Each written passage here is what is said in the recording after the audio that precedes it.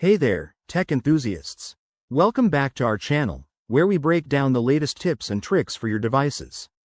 Today, we're tackling how to delete an iCloud email account permanently in 2025.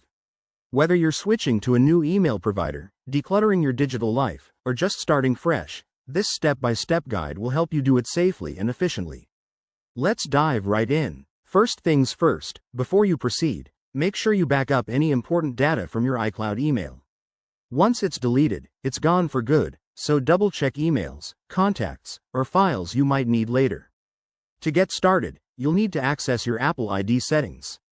Open a web browser and go to iCloud.com, or if you're on an iPhone or Mac, head to the Settings app and sign in with your Apple ID. Step 1.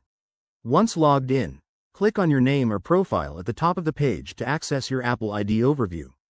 This is where all your account details are managed. Next, in Step 2, navigate to the Devices or Security section.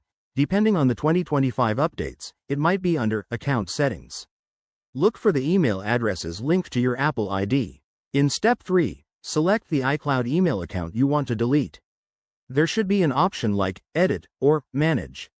Click on it, and you'll see a prompt to remove the email.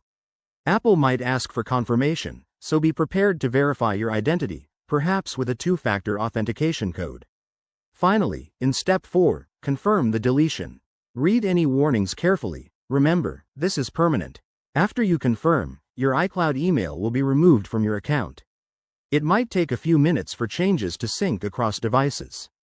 And there you have it. That's how you permanently delete an iCloud email account in 2025. If you run into any issues, Apple's support page is a great resource. Thanks for watching. If this helped, give it a thumbs up, subscribe for more tech tutorials, and let us know in the comments what you'd like to see next. Stay connected and tech savvy.